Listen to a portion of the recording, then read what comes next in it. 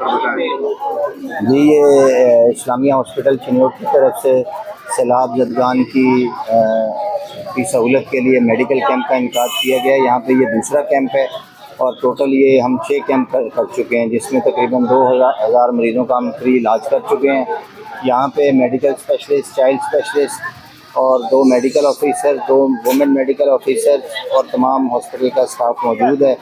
और इस वक्त तक तकरीबन 600 पेशेंट्स को जो है वो हम हेल्थ की सहूलियात फराहम कर चुके हैं। इसके अलावा हम इंसुलिन फराहम कर रहे हैं। जिन लोगों को शुगर है उनको शुगर की मेडिसन और इंसुलिन भी फराहम की जा रही है।